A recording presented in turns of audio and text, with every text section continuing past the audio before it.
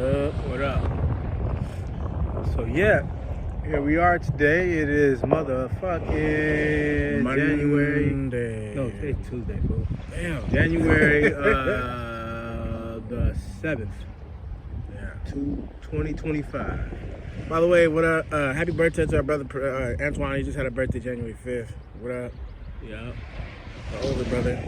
And I'm gonna say what up to all my twins out there, the multiples of any type. Twin life, twin love. What up? What up? Because we truly are special. I just want to put that out there. You know, I'm gonna start it off with keeping that, you know, relevant. Twins, multiples. yeah, all that. So yeah, we are DV. In case you didn't know that already, we go by DV. I'm twin. I'm twin as well. So check it out. Today I want to start this thing off talking about self-sabotage, ways to deal with self-sabotage, and how to recognize signs of it. Check this out. I'm gonna start out with a story. I got a whole bunch of them, right? But I'm gonna start this one out with a story of how I recognize self-sabotage. Because in order to even deal with it, you gotta recognize it for what it is first. So what that means is you gotta be honest with yourself, brutally honest. So check it out, like, when I first moved out here, long story short, a bunch of shit went crazy, it went awry, where I ended up homeless, right? We've talked about this in the past. But while in that journey, because that's what it was, I was able to, so I'm on the bus one day and I look up at the sign on the bus and it says free housing. To a homeless dude, that's the first thing, that's gold, that's music to your ears, right? So I see free housing. And free housing, room and board, something like that, and sober living. So I was like, shit, I'm out here surviving every day, working too, making money.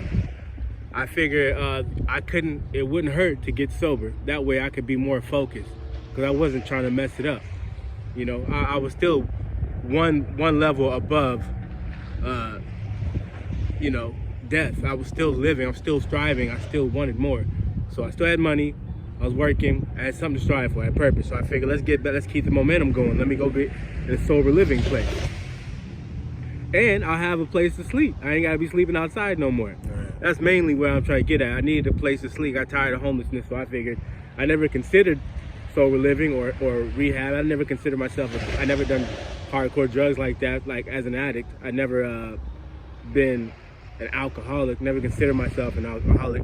So check this out. So I go into I check into the rehab place, and I get in there, and they tell me for the first month you can't use your cell phone. So they take your cell phone and you can't work. I'm thinking I'm gonna be able to do rehab and work though. I had a job. So then I had to make a decision between quitting the job and staying at the rehab and having a roof over my head. Well, I took that because it beat sleeping another day outside. I told myself before I noticed that sign, that I wasn't gonna sleep outside another day anymore. I made my mind up. Because it's dangerous to do that, you know, especially out here in LA. But so anyway, I get to the rehab, I check in, I make a decision to go. I get into the rehab, and after a while, you know, they make you go to these AA meetings constantly, and NA or whatever it was. And in these meetings, you have to, you know, you're listening to all these stories, man, about all these different people, all these different drugs that they did and the experience that they had, and they even get into the psychological factors of what triggered them into this type of lifestyle. The cause. Yeah. And now we're talking about, it's good that we're talking about the causes, because with listening to all these different things, you know, I'm telling them when they ask me, what was your story, Jay? What was your drug of choice? And I'm like, well, I never really did no drugs like this. I never had these types of issues. By the way, I have a very similar story to this, exactly. Like, don't get me wrong, I partied, you know what I mean? I got it in, I partied, but I never had no serious drug issues where I was selling stuff and scamming people and none of that. Never been there, never went that deep for me, you know, to each his own. So I always felt like, low key, when they asked me that, I was like, I don't want to come off judgmental. Like, I'm better than you guys. This ain't me. So I just tell them, like, I just came here to get out of homelessness. I kept a G with them. I told them off top, I just came here to get out of homelessness. But I still tried to work the program because I felt like there's a reason why I'm here. That's one thing we all can agree with. I was there for a reason. So while I'm listening to all these stories, I'm listening to all these different about their addictions and the issues they had and the stuff that happened to them, what led them to this position, to this situation. Not everybody was there from homelessness, but that was a common thing because I guess drugs and mental illness and all that shit goes, and homelessness goes hand in hand. So after a while, I started to click, like, no, I never had no addictions with drugs and alcohol like that, but I am addicted to something. I was addicted to a certain thought pattern. That's what the similarity was, the addiction. Either way, addiction is addiction. I was an addict. Right. I was an addict just like them, right. But mine was mental. Right. I had a mental addiction. That was a thought pattern. It was a negative thought pattern that included fear and regret and pain and anger even. It was a thought pattern. I was addicted to a certain thought pattern. And that thought pattern created self-sabotage. That's what I was addicted to, self-sabotage. Right. And myself included. Yeah, a lot of people are. Right. A lot of people. Right. I know there's a lot of people. I know you guys are addicted to self-sabotage. You may not even realize it because I didn't at all. Right. I never knew. I spent most of my life caught up in this pattern of self-sabotage. What that means is every time things would get good for me or about to, I would start creating all kinds of creative ways to fuck it up. It was mainly out of fear, but I would do all kinds of crazy shit. Like here's an example, like you get a job, say you start getting on a positive path, you start getting positive about where your life's going, you decide to do something different, change it up. Say you get a better job, you start getting paid better money, and you start getting stable. That's what I would do. I would get stable. I would get a place to live, I get a car, might even meet a nice chick. Things be going well for me for a while. But then my mind, I either get bored or scared or something happens where I start thinking of ways to mess it up. Yeah. I.e., drinking too much again, starting drinking too much, and with me, when I would start drinking, when I get negative, when I start drinking too often and start drinking too much, I start losing shit. I'm the type of person, I drink drunk, I lose my keys, my phone. I can't tell you how many times this fool has lost his phone, lost his keys, lost his wallet, money. It became very, almost like you said, a pattern. It was like almost to be expected every single time, you know? And so I've seen it, for real. But he's right about that. Like I said, I was in a similar situation where I was in a shelter and like I said, they used to call me Hollywood, right? When I was in there. And they'd say, Hollywood, why are you even here? You don't have any addictions, do you? I was like, no, not at all, no addictions. At that time, I wasn't doing any drinking. I wasn't even smoking weed back then. And I was trying to understand why am I here? Because obviously I have something in common with everybody else in here. And it's like he was saying, it was an addiction to self-sabotage. Looking for a way to mess something up every time. Life would be great, and I found a way to mess it up every single time like clockwork. But yeah. How'd you mess it up? How were some of the ways? For me, it was, I'd say for me personally, a lot of it could be, for instance, I have a great job. And then I found a way to just be late. I had no real reason to be late, but I found a way. So, somehow I found a way to be late every single time. So it was that. What else? Late with the job. What else? It could be a great relationship. And then a person who's actually good for me, but every single time I found a way to say this person was bad for me. You start looking for all the problems. Looking for all the negatives in that situation instead of the positives, you know what I mean? But yeah, it's a big thing that I don't know if people talk about it or not, but it's a serious thing, you know? Addiction to self-sabotage, for sure. Yeah. And a lot of the reasons why the self-sabotage shit happens is because out of fear. For me, it was a fear of the past experiences that I've had gone through. You know, we grew up around some rough shit, right? Growing up, we were homeless a lot of times. We were hungry a lot of times.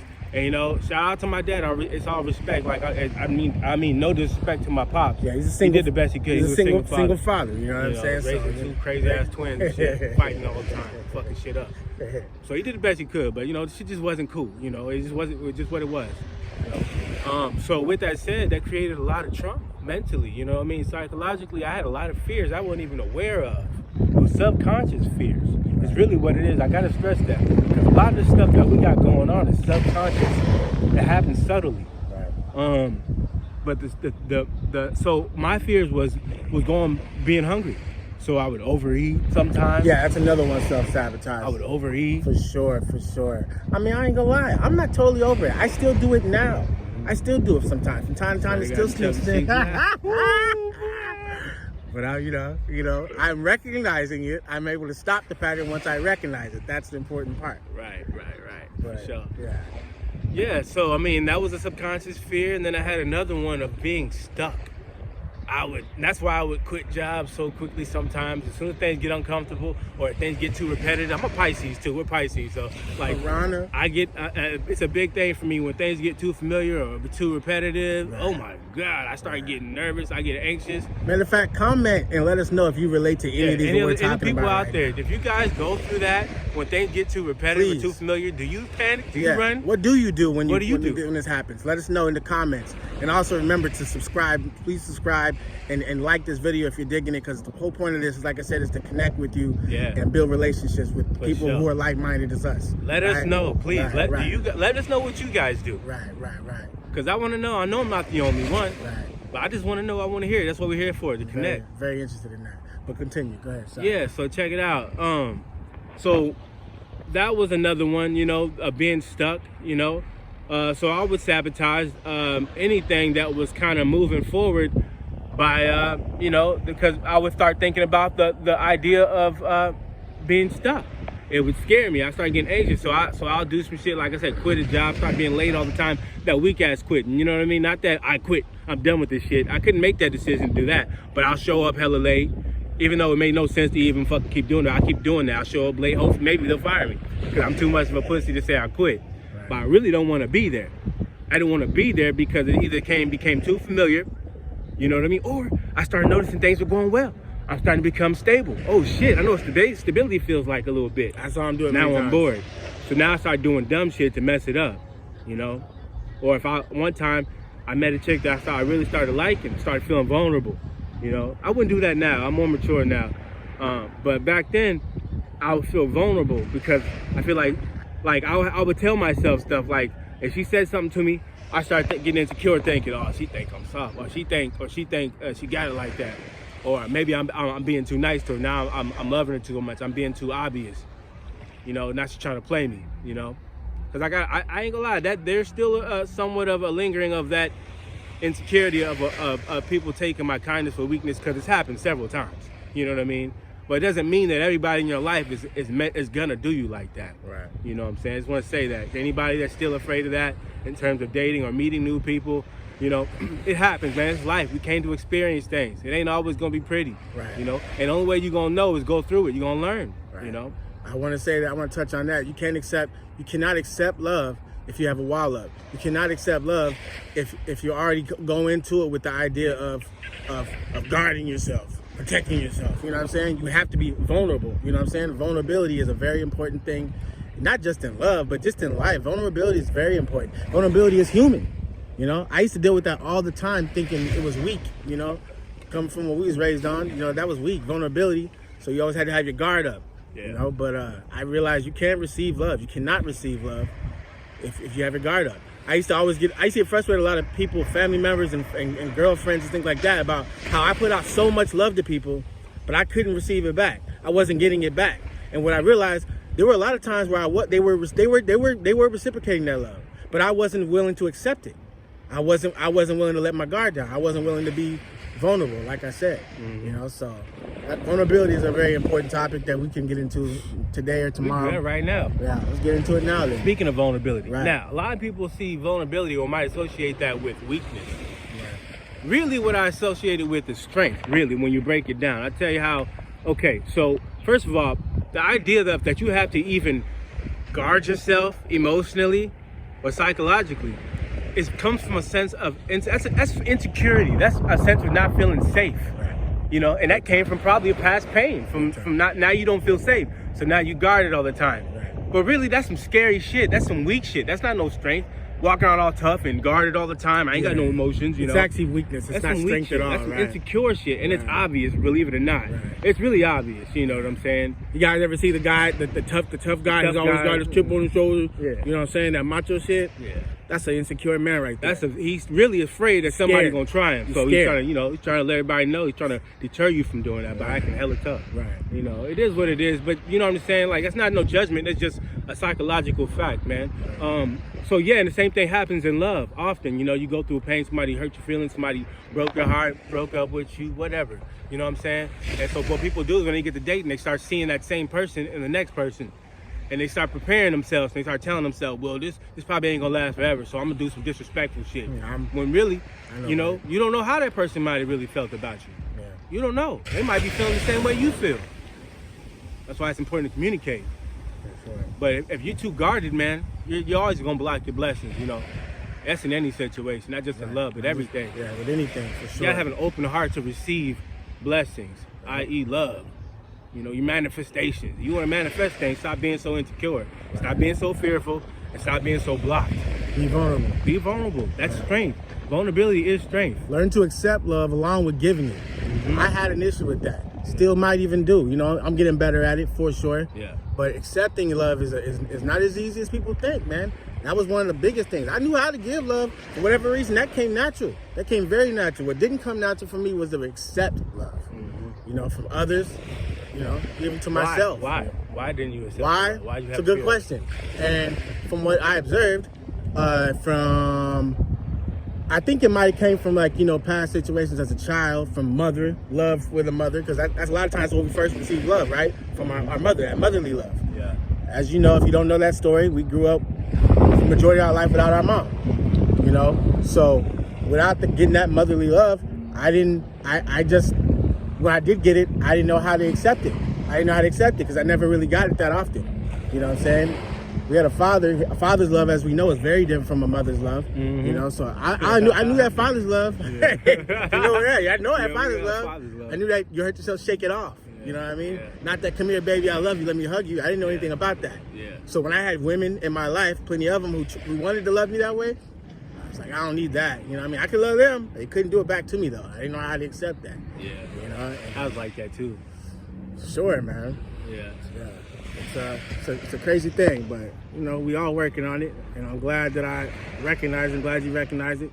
Yeah. So the important thing I want to really just reiterate is being honest with yourself. Be honest enough to maybe be a little scared, you know, be a little hurt by the truth about you. You ain't gonna never know yourself unless you're honest with yourself. Right.